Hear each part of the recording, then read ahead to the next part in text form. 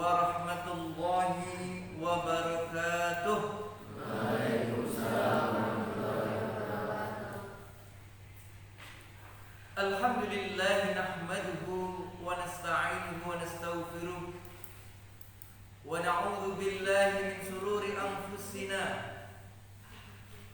wa min sayyiati a'malina may yahdihillahu fala mudilla lahu wa may yudlil fala hadiya lahu. Ashhadu an la ilaha illallah wahdahu la syarika lah wa ashhadu anna Muhammadan abduhu wa rasuluh la nabiyya ba'dah. Allahumma shalli wa sallim wa barik ala Muhammad wa ala alihi wa ashabihi wa man tabi'ahum bi ihsan ila yaumiddin, amma ba'd.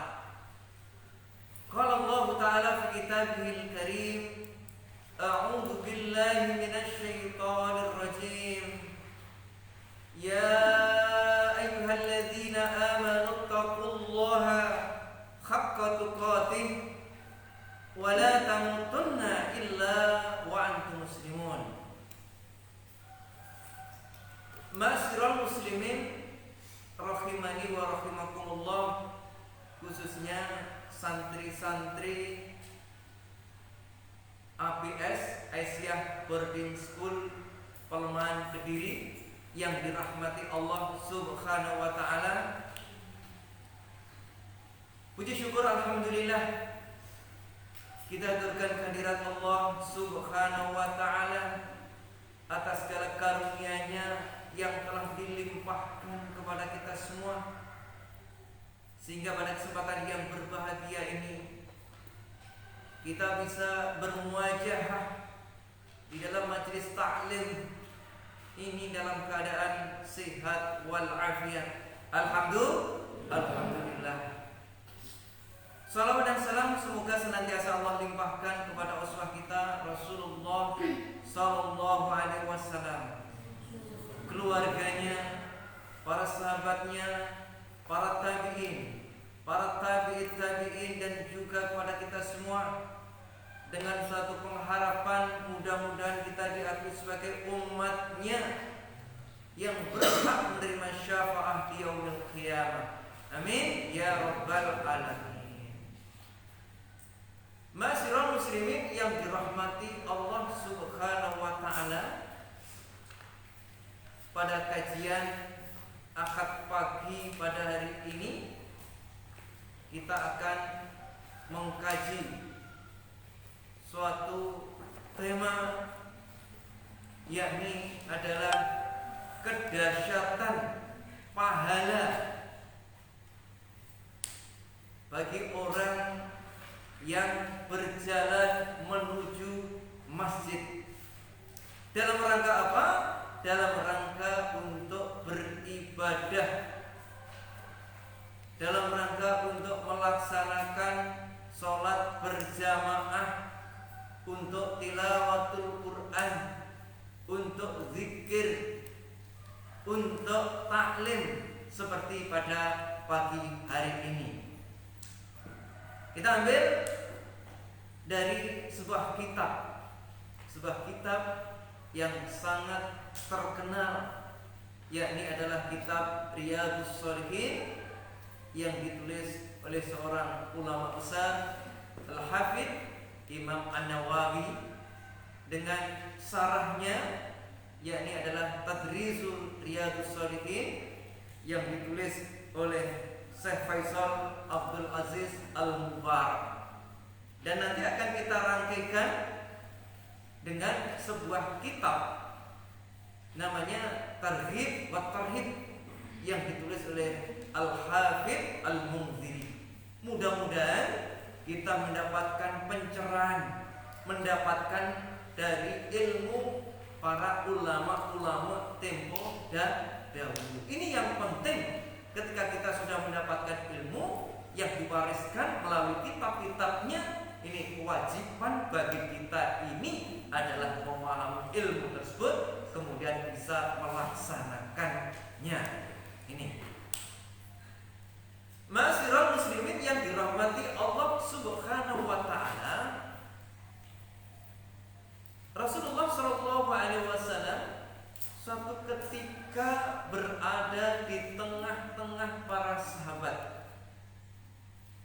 Kemudian Rasulullah Shallallahu Alaihi Wasallam bersabda, "Ala adullukum ala ma yamhullahu bihi al-khatayan wa yarfa'u bihi darajat." Wahai para sahabatku, maukah aku tunjukkan suatu amalan yang besar pahalanya apabila amalan itu kalian laksanakan. Kalau kemudian para sahabat lantas mengatakan, "Bala ya Rasulullah, kami mau untuk mendapatkan kabar gembira ini." Lantas Rasulullah Shallallahu Alaihi Wasallam bersabda, "Isbahul wudu alal makari." Yang pertama, sempurnakan wudu, meskipun menghadapi kesukaran yang banyak. Menyempurnakan wudu ini akan menjadikan dosa-dosa kita dihapus oleh Allah, akan menjadikan Allah mengangkat derajat kita semua. Bagaimana membagusi wudu? Menyempurnakan wudu, ya kita harus tahu bagaimana rukun-rukun wudu, bagaimana kaifiat wudu yang diajarkan oleh Rasulullah Shallallahu Alaihi Wasallam.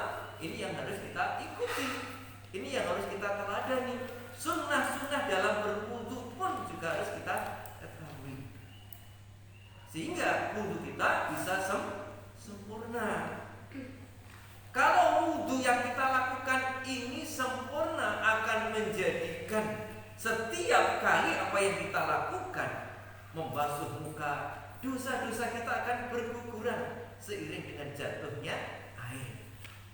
Ketika kita membasuh tangan, demikian juga dosa-dosa kita akan berguguran, akan diampuni oleh Allah Subhanahu wa Ta'ala.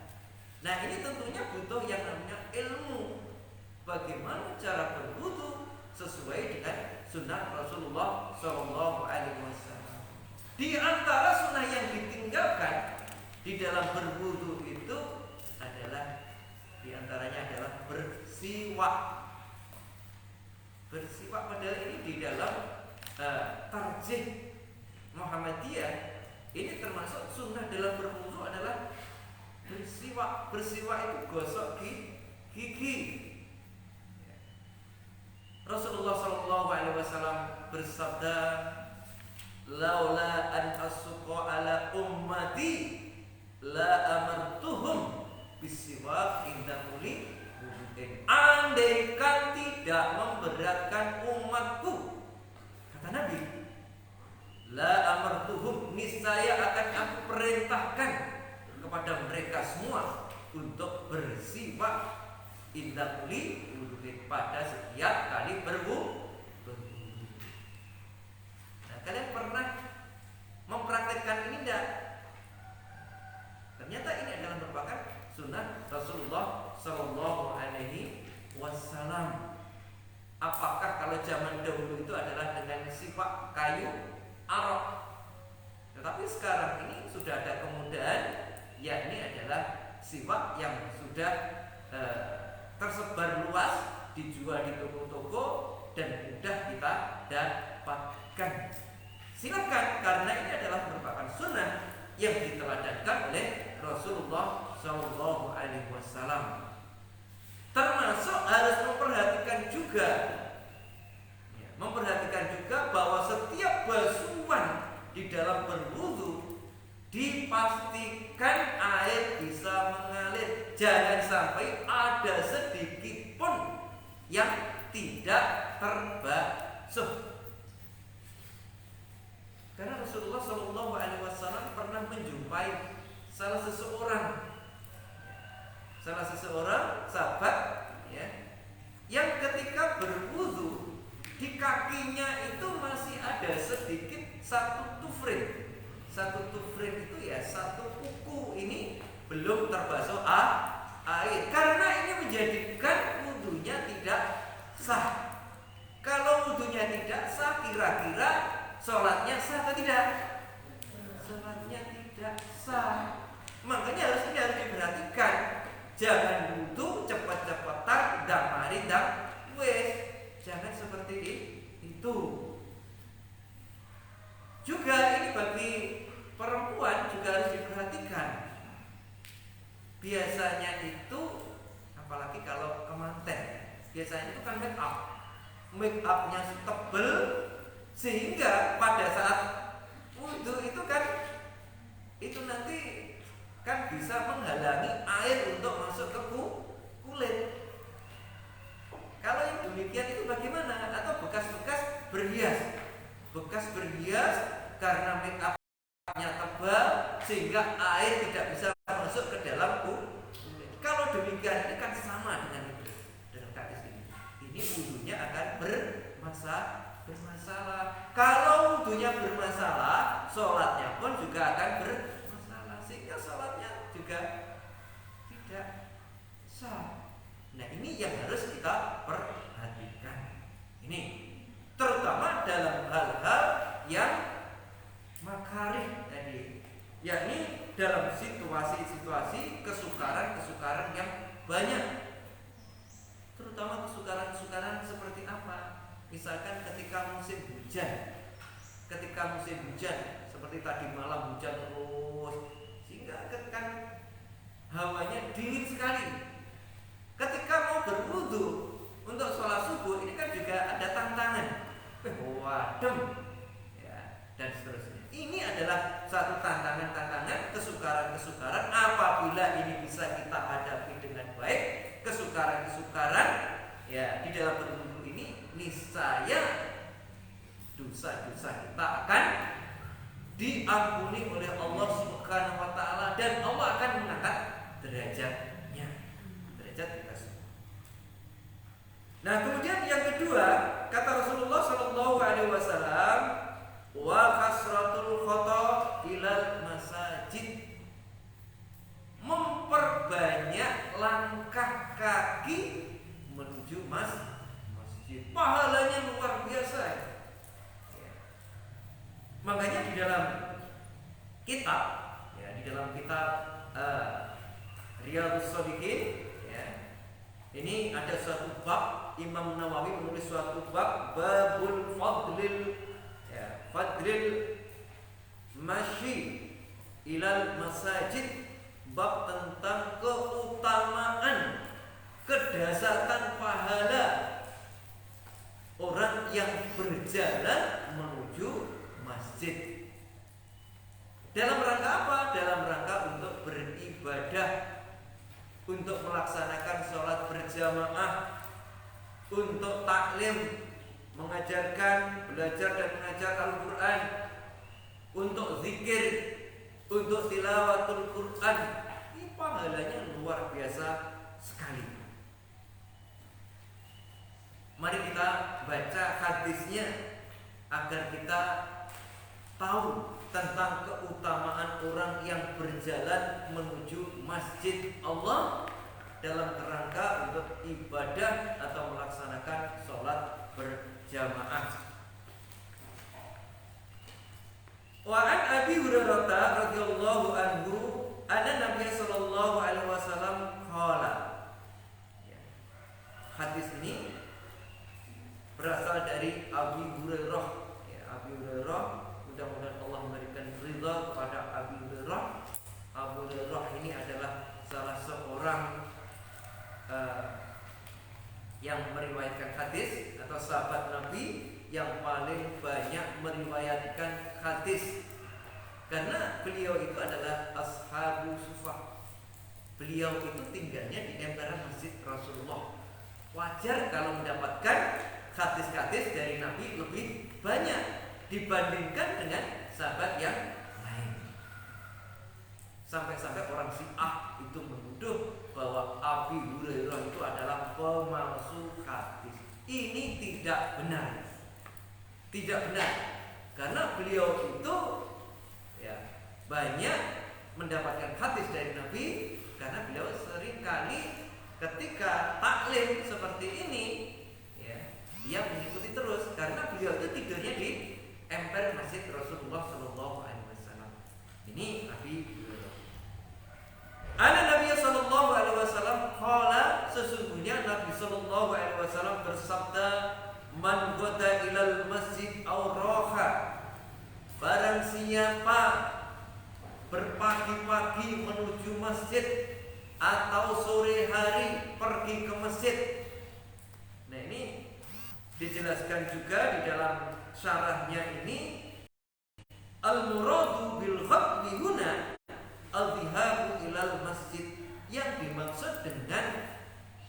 Yang dimaksud dengan kata-kata goda berpagi itu maksudnya adalah berangkat ke masjid. Ya, ini berangkat ke masjid.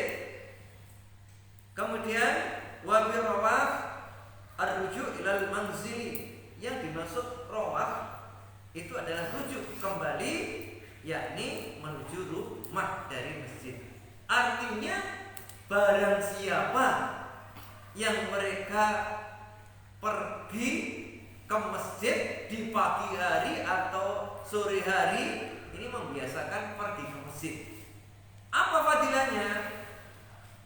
A'adallahu lahu fil jannati nuzulan. Maka Allah akan sediakan tempat tinggal, Allah akan sediakan istana, Allah akan sediakan villa, yakni di surga. Subhanallah. Ini luar biasa sekali. Luar biasa dengan amalan membiasakan diri pergi ke masjid, Allah akan mengganti pahala, yakni membuatkan istana di surga.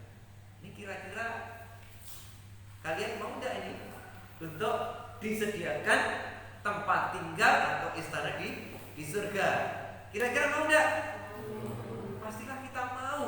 Kita sangat berharap sekali ya untuk bisa masuk surga, terutama sudah dibuatkan istana di surga. Nah, itu adalah amalan yang sangat dahsyat sekali.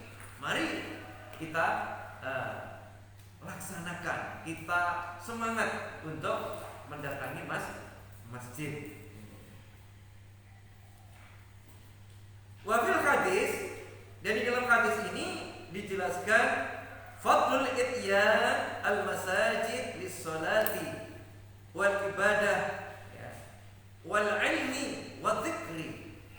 Jadi hadis ini menjelaskan bahwa keutamaan orang yang mendatangi masjid untuk melaksanakan sholat, untuk beribadah, untuk mencari ilmu, untuk belajar atau mengajarkan Al-Quran dan Sunnah. Di mana Al-Quran dan Sunnah dikaji, disitulah merupakan majelisnya para malaikat. Kita harus yakin bahwa malaikat pada hari ini ada di sekitar kalian untuk menghadiri majelis ilmu, untuk menghadiri majelis taklim. Ya, ini disabdakan oleh Rasulullah SAW. Ya, seperti itu. Ma'asyiral muslimin yang dirahmati Allah Subhanahu wa taala. Kemudian kelanjutannya kullama ghaddan aw raha. Ya, jadi setiap kali ia berpagi hari atau sore hari datang ke masjid, maka Allah sudah mempersiapkan, sudah menyediakan tempat tinggal di surga. Ini adalah luar biasa keutamaan bagi kita semua untuk bisa mengamalkan ini. Muttafaqun alaih, hadis ini adalah hadis sahih, disepakati sahihnya oleh Imam Al-Bukhari dan Imam Muslim. Kemudian hadis berikutnya wa anhu. Wa anhu ini kembali pada Abi Hurairah yang meriwayatkan. Wa anhu anna Nabiy sallallahu alaihi wasallam qala. Dari Nabi sallallahu alaihi wasallam, sesungguhnya Rasulullah sallallahu alaihi wasallam bersabda,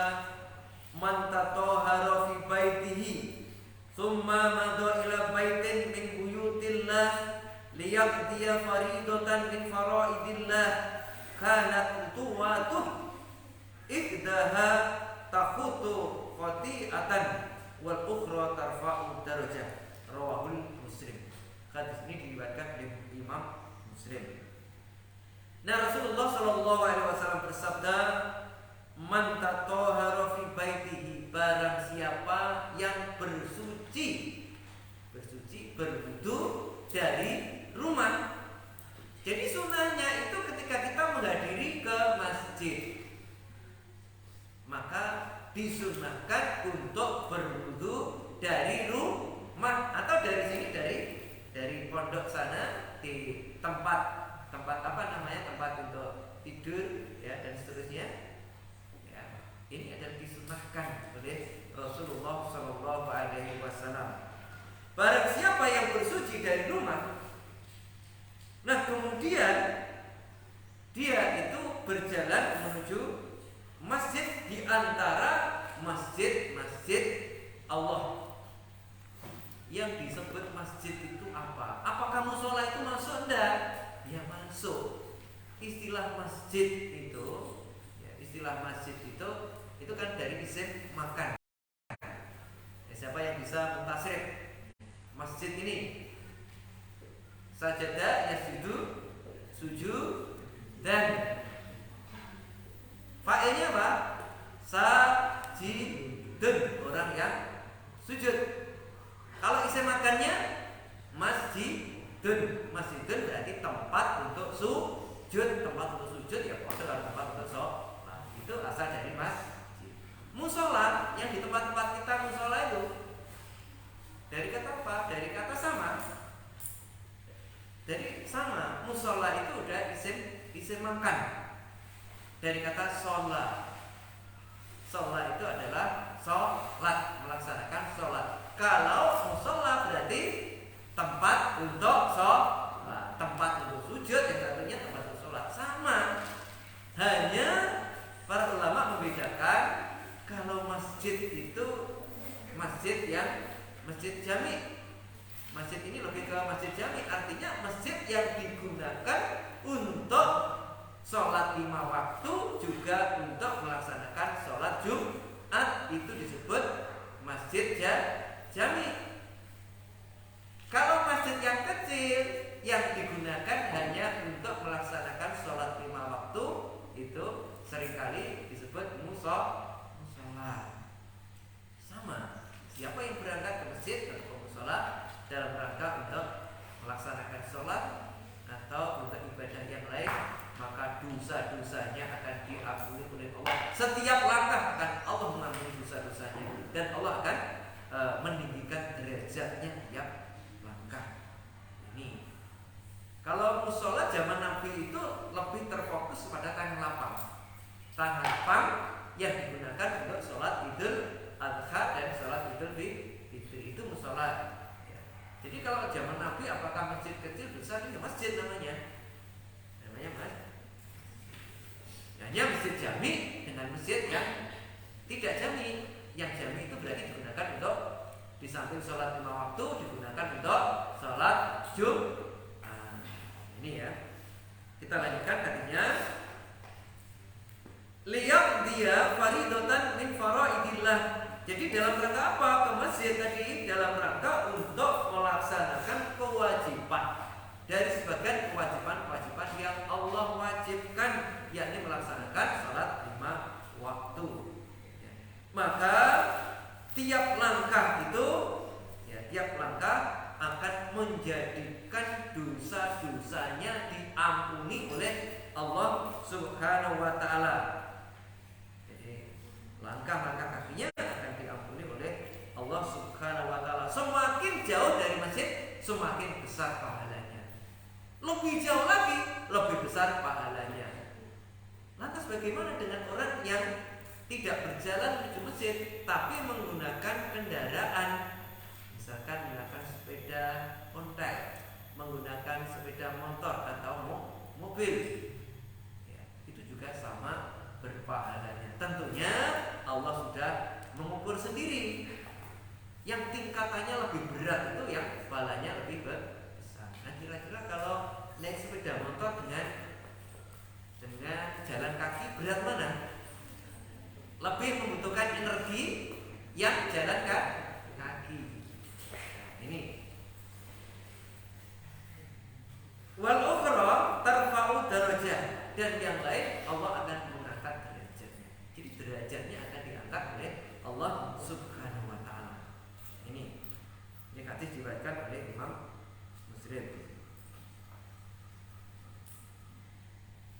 Kemudian di dalam kitab sarahnya dijelaskan wa fi hadzal hadis fadlul masyi ila masajid li ada'i sholati al maktubah. Jadi di dalam hadis ini adalah merupakan keutamaan berjalan ke masjid-masjid Allah dalam rangka apa? Dalam rangka untuk melaksanakan sholat berjamaah. Ini. Nah, kemudian lantas pertanyaan yang saat ini mungkin sering kali muncul. Lah Ustaz, bagaimana dengan perempuan? Apakah lebih utama di rumah atau di masjid? Di dalam lafaz-lafaz hadis itu menggunakan man. Lafaz man itu kalau kita belajar bahasa Arab bersifat umum. Man itu adalah untuk lil aqli, orang yang berakal, tapi sifatnya adalah al-am, umum. Umum ya laki-laki ya perempuan masuk. Masuk. Jadi juga sama. Hanya saja ada yang seringkali mereka menyampaikan lebih baik kalau perempuan itu sholat di rumah, katanya pahalanya lebih besar. Ternyata setelah dikaji, ya, di antaranya oleh tokoh-tokoh tokoh yang tarjih, ya ini ulama tarjih kita, ternyata hadisnya itu hadis dhaif. Jadi bisa kita baca ya di Suara Muhammadiyah, kupas tuntas 7 hadis bahwa sholat perempuan lebih utama di rumah. Ternyata hadisnya hadis dhaif yang diriwayatkan oleh At-Tirmidzi, kemudian juga di dalam hadis Abu Dawud.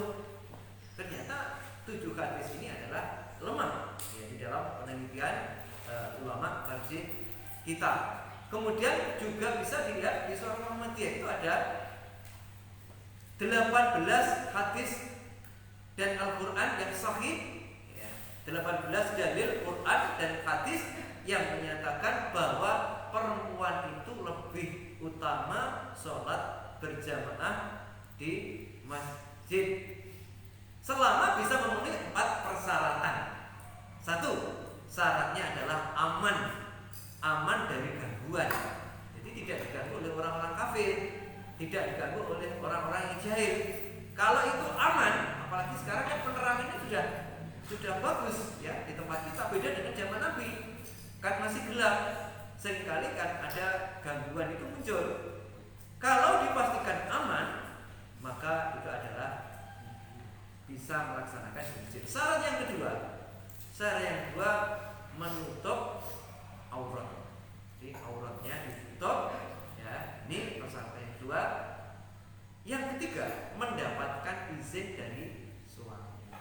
Sing duwe suami sing urung, bagi kalian nanti ya paling enggak mendapatkan izin dari orang tua. Dan kalau izin tidak boleh suami, orang tua itu melarang untuk mendatangi masjid. Yang keempat adalah tidak menggunakan wangi-wangian yang berlebihan. Maksudnya wangi yang berlebihan itu bau minyak wanginya dari belakang sono sampai di depan ini nampak, sehingga ada jamaah yang laki-laki ketika sholat ini membayangkan, wah ini mesti parfumnya si fulana ini. Akhirnya apa? Gak bisa konsentrasi. Akhirnya mesti wah ada di belakang. Aku kolek di belakang, wis aku kolek sholat tak khusyuk nih. Aku kolek sholat lek pun bumbu sing suwi. Untuk mencari simpati. Nah ini makanya boleh hanya sekedar ya pewangi yang biasa. Ya misalkan pewangi dari apa itu multo atau ya tidak berlebihan. berlebihan. Ini selama 4 ini bisa dipenuhi, maka lebih utama sholat di masjid. Nah, sampai-sampai di dalam satu hadis, di dalam itu ya yang disampaikan di 18 dalil Al-Quran dan hadis yang sahih ya, di situ insyaallah riwayat Tirmidzi, ada seorang perempuan yang datang kepada Nabi Shallallahu Alaihi Wasallam, ya Rasulullah, saat ini musim hujan, ya, mungkin sama dengan kita ya, di daerah kita musim hujan. Kalau musim hujan tanah-tanah itu pada becek, karena di zaman Nabi itu kan padang pasir, ya, padang pasir sehingga becek dan udan. Lantas ini bagaimana ya Rasulullah, kami tidak bisa pergi ke masjid. Apa jawab Nabi? Jawab Nabi, apakah tidak ada jalan lain? Padahal ketika hujan itu kita diberikan rukhsah untuk sholat di rumah. Muadzinnya pun ketika hujan deras seperti itu, muadzinnya pun diperintahkan untuk azannya itu kan shollu fi buyutikum, sholatlah di rumah kalian sendiri, atau shollu fi rihalikum. Jadi kita diminta sholat di rumah ketika hujan. Itu zaman Nabi, bisa difahami. Kalau hujan derasnya ini seperti itu, hujan derasnya becek, sana padang pasir, apalagi ketika mau datang ke masjid itu mesti ada kesulitan. Nah, beda dengan zaman kita. Zaman kita itu jalan-jalan relatif bagus, aspal, kira-kira kan gak pati becek ya. Kemudian juga ada payung. Nah, ini kan bisa kita gunakan ketika kita ke masjid. Kalau itu hujan nggak seberapa hujan kecil, maka ya tetap kita laksanakan di masjid. Kecuali hujan itu water dan seterusnya, apalagi hujan angin. Nah, ini laksanakan di. Ya, ini yang sering jadi masalah ini karena para ibu-ibu itu kalau kita melihat di Google, di bab Google, ya, tergantung yang nulis siapa, artikel-artikel itu yang menyatakan dengan argumen katis-katis tadi yang saya sampaikan bahwa sholat perempuan lebih utama adalah di rumah, pahalanya banyak. Nah, kenapa? Ya ini, jadi dong pergi ke masjid untuk perempuan atau ibu-ibu seolah-olah ini kan dilarang. Tetapi ketika berbelanja, ketika kerja, ketika ke mall, kemana-mana tidak apa-apa. Jadi yang dindi orang pokok, menghadiri arisan tidak apa-apa. Gilirannya ke masjid dikatakan nah, ini kan barangkali kita cukup tanda tanya. Tetapi ternyata hadisnya hadis dhaif, hadis yang lemah, ya, hadis yang lemah. Sehingga bagi anak-anak nanti perempuan ini juga sunahnya di masjid selama bisa memenuhi 4 persyaratan, ya, aman, kemudian menutup aurat, kemudian mendapatkan izin ya dari orang tua atau dari nanti kalau punya suami ya suami, kemudian juga yang keempat adalah tidak menggunakan uang-uangnya yang berlebihan. Kalau itu lebih utama. Karena apa? Banyak amalan-amalan yang menuju masjid ini luar biasa. Kita rugi kalau tidak kita tempuh, tidak kita ambil. Misalkan Allah akan mengampuni dosa-dosa kita setiap langkah. Allah akan meninggikan derajat kita.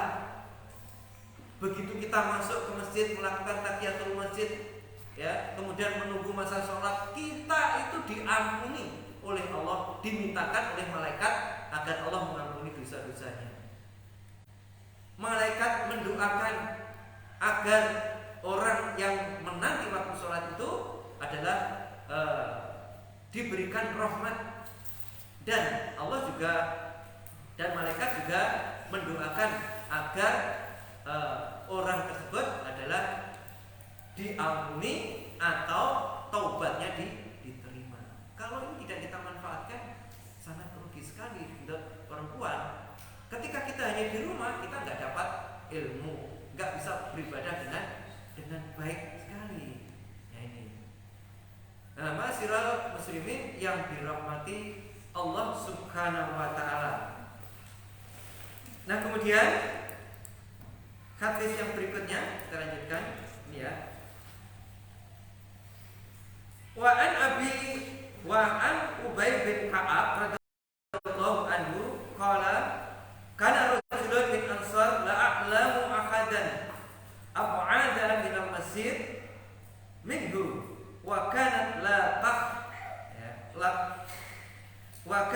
la tuhti'uhu sholatan faqila lahu law istaraita himaran tarkabuhu fil zulma'i wa fil ramda qala ma yasuruni anna manzili ila jambil masjid ini uridu ayaktuba li mamsaya ilal masjid warju'an idza raja'tu ila ahli faqala Rasulullah sallallahu alaihi wasallam qad jama'allah dzalika kullah rawahul Muslim.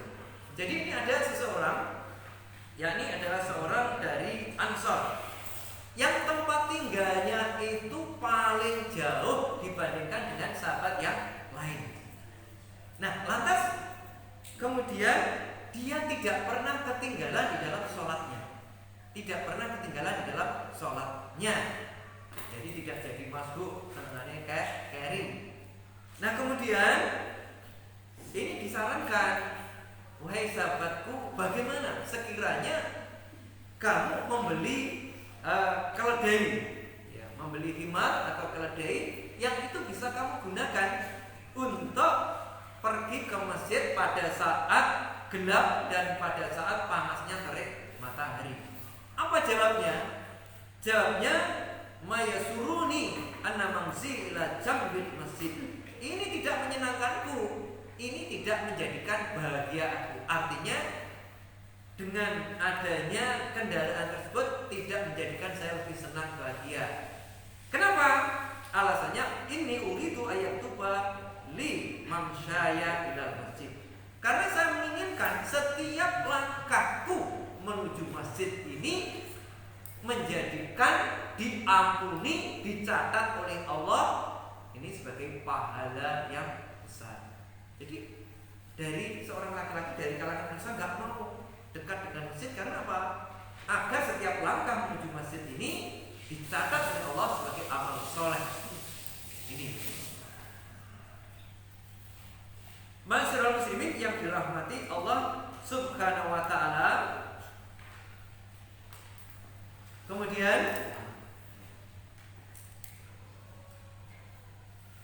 di dalam hadis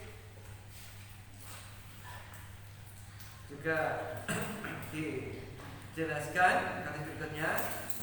Ini hadis tadi riwayat Muslim ya. Wa an Jabir radhiyallahu anhu qala khalatil baqa qaulal masjid fa arada banu salama ayan tangkilu qurbal masjid fa balagha dzalika Nabi sallallahu alaihi wasallam fa qala lahum balaghani annakum turiduna at-tankilu qurbal masjid. Qalu na'am ya Rasulullah qad aradna dzalika. Faqala Bani Salamah diyarukum tuktab ya diyarukum tuktab asarukum. Faqalu ma yasuruna anna kunna tahawwalna rawahul Muslim. Hadis ini diriwayatkan oleh Imam Muslim. Jadi hadis dari Jabir radhiyallahu anhu yang menceritakan, yakni di dekat Masjid Nabawi, masjidnya Nabi itu di Madinah, itu masih ada lahan yang kosong, masih banyak lahan yang kosong di dekat masjid. Nah kemudian Bani Salamah ini pengen pindah tempat agar dekat dengan masjid dengan Rasulullah Shallallahu Alaihi Wasallam ben bisa ibadah lebih nyaman. Kira-kira seperti itu maksudnya. Kemudian Rasulullah mendengar berita itu. Kemudian ditanyakan kepada Bani Salamah tadi ya. Balaghani annakum turiduna an tamkilu qurbal masjid. Wah, ini Bani Salamah telah sampai berita kepadaku bahwa sesungguhnya apakah benar kamu menginginkan untuk pindah ke Masjid Nabawi di Madinah itu? Apakah benar itu berita itu? Kalau kemudian Bani Salamah tadi menjawab, "Na'am, benar ya Rasulullah, benar. Qad aradna dzalika, memang saya sungguh menginginkan seperti itu." Faqala, kemudian lantas Rasulullah mengatakan, Bani Salamah mengatakan pada Bani Salamah, "Diyarakum tuktab atharukum, diyarakum tuktab atharukum." Tetaplah di rumahmu, jangan pindah, karena setiap langkah kamu menuju masjid akan dicatat oleh Allah. Diulangi 2 kali, tetaplah tinggal di rumahmu, jangan kamu pindah ke dekat masjid Nabi tersebut, karena setiap langkahmu akan dicatat oleh Allah Subhanahu wa taala. Ini. Kemudian lantas Bani Salamah tadi mengatakan, "Ma yasuruna annakuna tahawwalna." Kemudian dia mengatakan, kalau begitu kami tidak senang untuk pindah atau tidak jadi pindah. Biarlah kami tetap di tempat kami semula. Ini hadis riwayat Muslim. Jadi para sahabat ternyata lebih memilih jauh dari masjid karena pahalanya besar. Nah ini. Nah, pahala yang lebih besar lagi ketika rumahnya lebih jauh lagi. Nah ini misalkan di dalam hadis berikut ini, wa an Abi Musa radhiyallahu anhu qala Rasulullah SAW, "Inna a'dhaman nas ajran fi sholati ab'aduhum ilaiha mumsan fa'ab'aduhum walladhi yanzuru shalah hatta yusalliha ma'al imam a'dhamu ajran minal ladzi yusalliha tsumma yanam." Muttafaqun alaih. Jadi dari Abi Musa radhiyallahu an, dia berkata, Rasulullah bersabda, "Sesungguhnya orang yang paling besar pahalanya ketika melaksanakan sholat berjamaah itu siapa? Ab'aduhum ilaiha mumsan." Orang yang paling jauh tempat tinggalnya, sehingga ketika ia berjalan menuju masjid jauh. Kemudian kata Nabi, "Fa'aduhum." Kemudian orang yang lebih jauh lagi, semakin jauh pahalanya semakin besar. Yang berikutnya, walladzi yanzuru shalah hatta yusalliha ma'al imam a'dhamu ajran. Orang yang menunggu sholat sampai sholat dilaksanakan bersama imam itu lebih besar pahalanya juga. Jadi setelah sholat tahiyatul masjid, menunggu sholat sampai muadzin itu iqamah, selama kita menunggu sholat itu dicatat seperti kita melaksanakan sholat. Bahkan di tempat itu malaikat berdoa. Di dalam kitab Targhib wa Tarhib, malaikat mendoakan ini, fa idza shala lam tazal al malaikatu tusalli 'alaiha makana fi musallahu. Jadi para malaikat tidak henti-hentinya bersolawat mendoakan orang yang menunggu sholat. Didoakan, dimintakan kepada Allah rahmatnya. Allahumma sholli alaihi, ya Allah, mudah-mudahan keselamatan buat mereka yang menunggu sholat tadi. Jadi bersolawat mendoakan kepada orang yang menunggu sholat tadi, mendoakan agar diberikan rahmat. Ya. Allahumma arhamhu, ya Allah berikan rahmat kepadanya. Ya. Wala yazal fi sholati ma'ibidor sholat. Ya, selama ia tetap di dalam sholat Wa fi riwayatin, dalam riwayat lain didoakan oleh mereka, Allahumma ighfir lahu, ya Allah ampuni dosa-dosanya.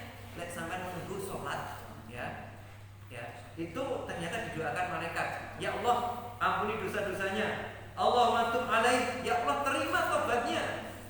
Ya, malam yu'ti fihi, malam yu'ti fihi, selagi dia itu tetap di tempat tersebut dan dia tidak batal.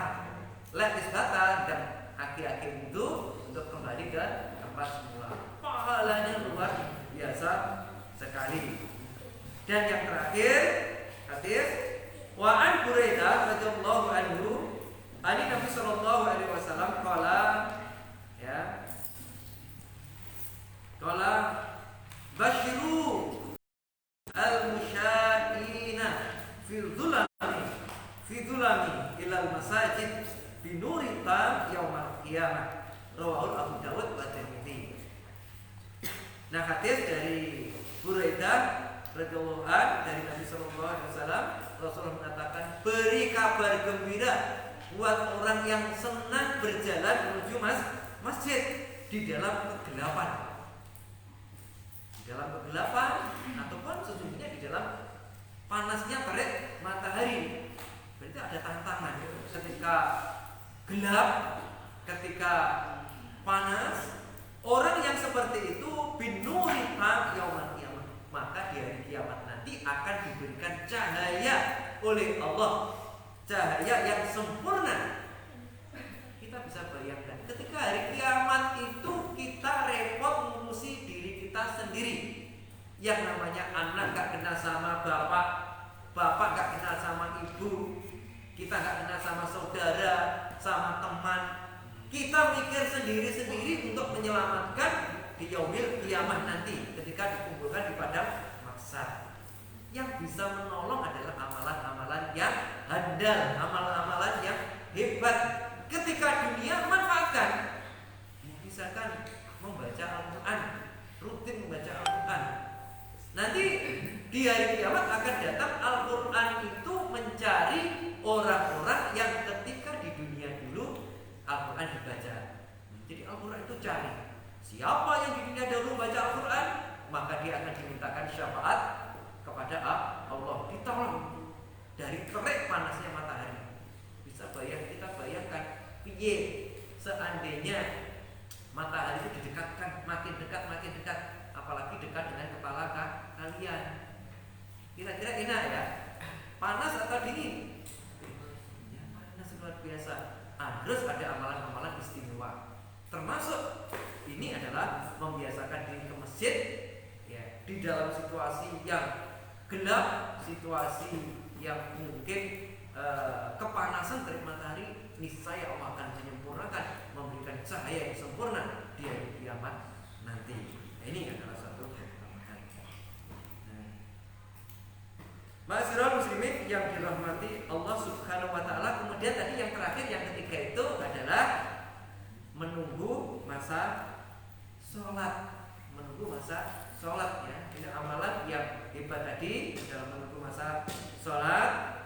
Ya, ini adalah idzaru sholati ba'da sholati fadalikum ribat. Menunggu sholat setelah sholat. Maksudnya setelah kita melaksanakan sholat tahiyatul masjid, kita menunggu masa sholat, itu luar biasa pahalanya besar, pahalanya besar. Itulah yang dikatakan oleh Nabi, zalikumur ribat. Ini adalah ribat, dinamakan ribat atau ini adalah sebuah perjuangan. Ya, apabila kita mau melaksanakan, niscaya kita akan mendapatkan keutamaannya.